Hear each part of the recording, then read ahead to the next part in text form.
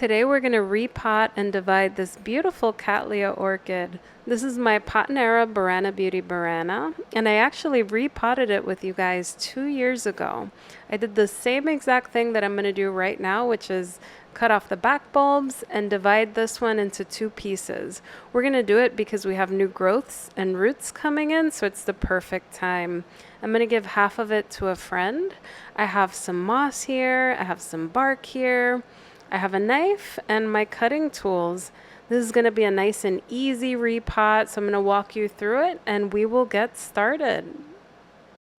So I repotted this orchid with you guys in 2023. I divided it. It's one of my more popular videos on how to divide a Cattleya orchid, and it's due again. So 2 years isn't too bad. You might be wondering about the butter knife, but what we're going to do is we're going to go in here and try to take out some of the roots that are going to be stuck to the edge of the pot. I'm going to be very careful here, kind of like if you have cake, right? And you are trying to like get the edges out.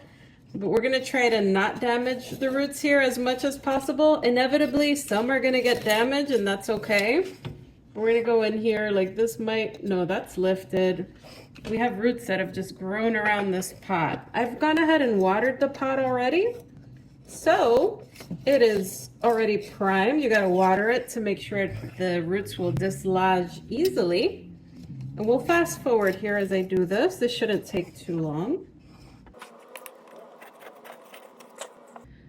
All right, let's see if I did enough to clear this out.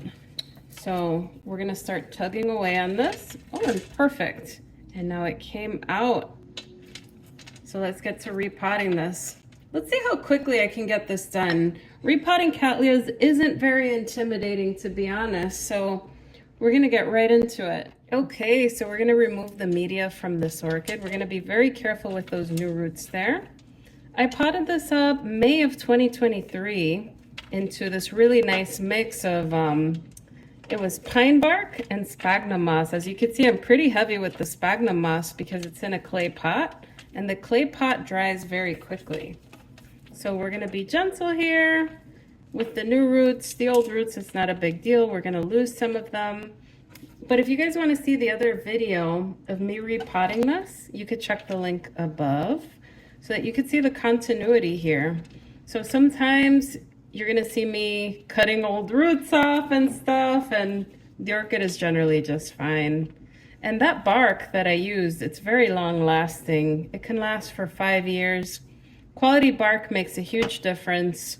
The cheap stuff doesn't last that long. Sometimes you get this bark that turns to dust within a year or two. But this stuff lasts a long time. It's really the sphagnum moss that I'm mostly concerned about. This stuff degrades after a year for lower quality, 2 years for the high quality stuff. And this was, I would say, probably like 50% moss in here, maybe a little less than that. But anyway, we're gonna take everything out as much as we can. And what I'm gonna do next is let's start looking at the roots. So any of the new roots are going to be firm. You could see that they're white, they're firm to the touch, and they're good to go. We're going to have roots that are going to be hollow. So this one right here, very hollow, papery and thin. So we're going to cut off anything that's like that. Be careful because some of the darker roots, they're not white because they were in the pot. Some of these are alive. So if they're firm, you're going to leave them. So we're gonna start cutting things off. Let me get this little bit of moss out. I don't care if I leave bark in there, but I wanna make sure I get the moss off as much as I can.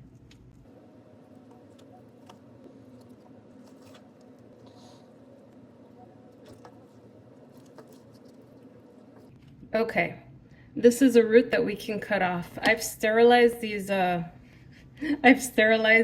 we're gonna cut them off at the base, anything that's dead. This one is dead here. We're gonna cut just beneath where it's alive to not introduce a new wound. Let's see.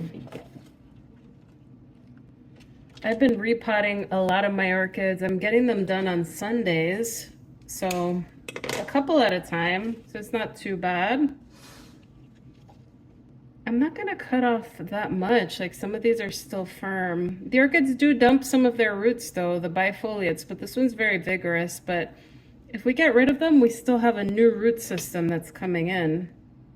I'm gonna trim this. This is visibly dead.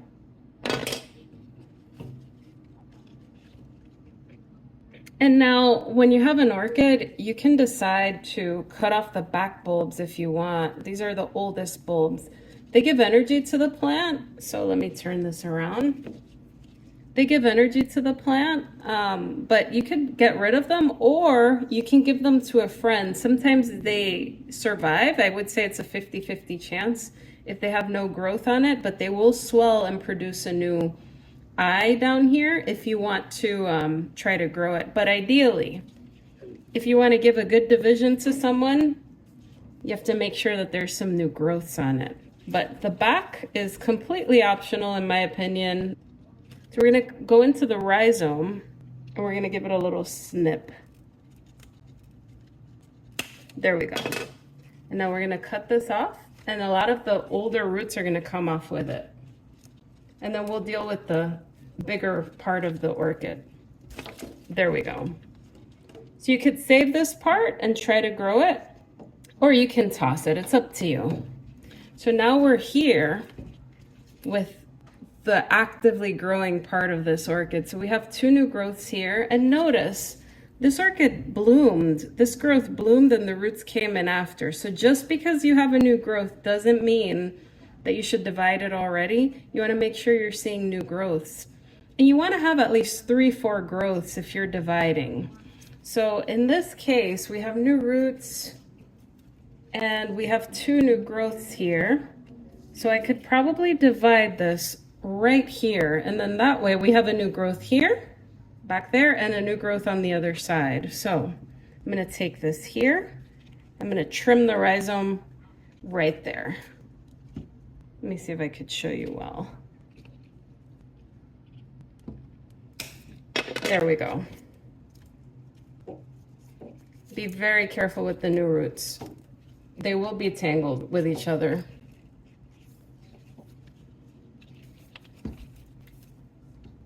Oh, this is the toughest part. This is a very vigorous one though. There we go. Now we have 2 divisions. I'm going to clean this up and we'll come back and finish up.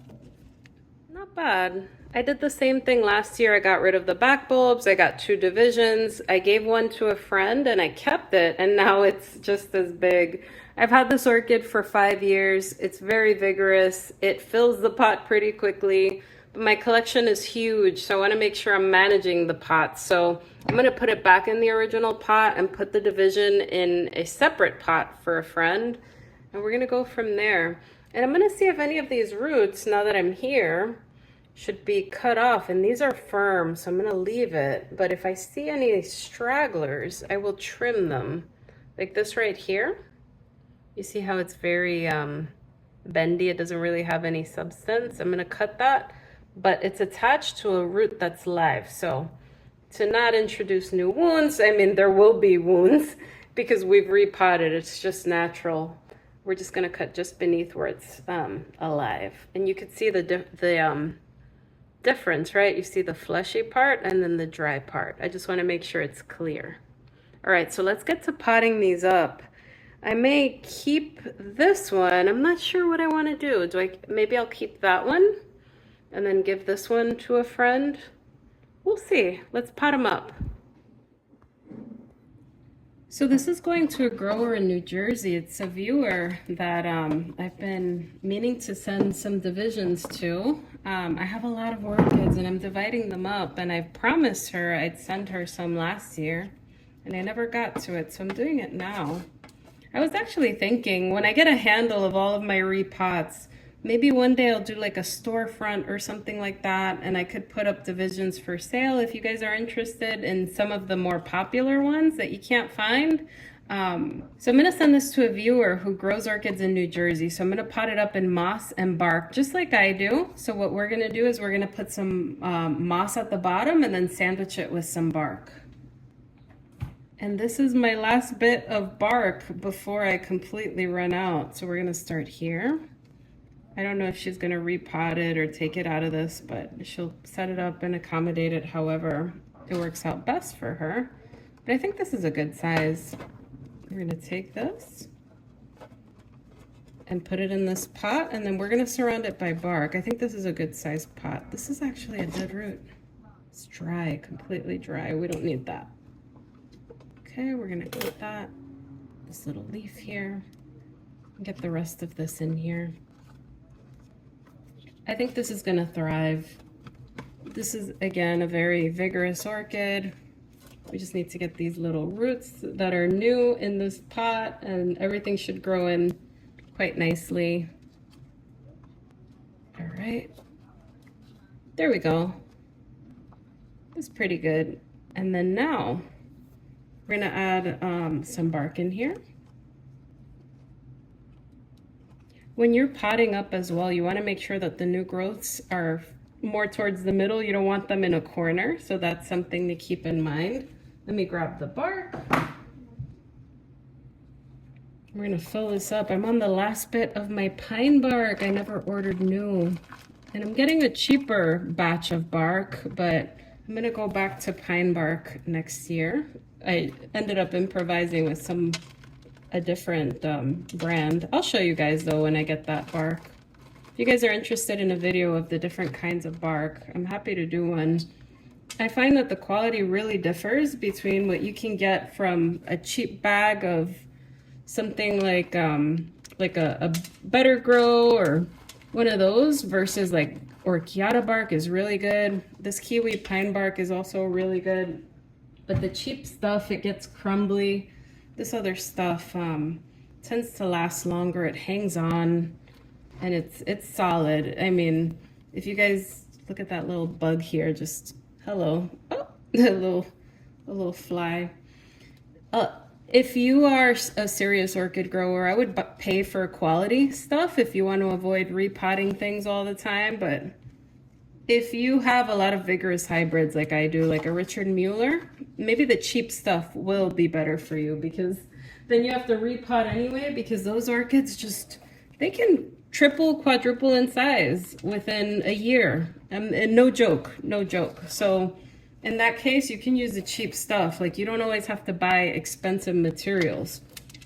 But also something else to keep in mind is you could buy coconut husk as well. So I'm gonna pack that up for her. So you can get coconut husk as well. And coconut husk is amazing because it's so cheap, and it's not, maybe it retains a little less moisture than bark. It depends on how you prepare it. Hillbilly Orchids grows a lot with coconut husk, or she used to in the past, with really good results. But that stuff is pretty cheap, and I made a video on how to prepare it. So you don't have to spend a ton on materials. It just depends on the context, right? Like if you have a super vigorous orchid, then it's okay to use cheap stuff. If you have an orchid you don't want to touch, like a species, then use the higher quality stuff. This one lasted 2 years and it was fine. That bark didn't break down. But like, I have a Digbyana, I have a Dowiana. They grow slowly. I don't want to repot them often. I don't want to disturb those roots, you know? In that case, I want to use the good stuff.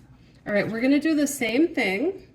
We're going to put some moss on the bottom. We're going to put this orchid in here with the growth facing the middle. I'm going to put the whole thing in the middle actually, because we may get another growth coming from the side where there's roots growing. So I'm going to try to center it as much as I can. Let me get that bark. So here we go. We just want to be careful with the new roots. They're super sensitive. And I'm just using the same pot for the same orchid. It's been living here for it's been living here for 4 years actually, because when I repotted it, I did the same. I took it out of that pot, I put it in here. It will live here forever. This is your forever home, Barana Beauty Barana. Now, I don't like the color of the blooms. It's yellow and red, but the fragrance is really nice. It's very rosy. It's lovely. That said, the fragrance does change. So after it's been in bloom for 2 weeks or so, the fragrance does change to something less rosy. But the first 2 weeks, this orchid is magical. I really like it. Check out my fragrance video that I made a few weeks back if you want to hear more about fragrant orchids. But that's the best part about growing, to be honest. It's the fragrance. It's incredible. Anyhow, we're almost done here. We're just going to top off with bark and we are all set. And hopefully I don't have to touch this orchid for 2 more years. Ideally. Getting through the repotting has been a lot of work, but it's very rewarding. It needed it. I think we're good. Perfect. Alrighty guys, we are completely good to go. This was a quick division. I hope you guys enjoyed it. Let me know down below if you have any questions. Dividing these is not hard. Just takes a little bit of practice. Don't be intimidated by Cattelya orchids. They're actually easier to grow in my opinion than Phalaenopsis, because they could be dry for a while. You don't have to worry about water in the crowns, etc. But anyway, let me know down below how you're doing with your repots this summer. Are you done? Are you still going? Do you have a lot to go? And I will see you in the next video. Bye everyone.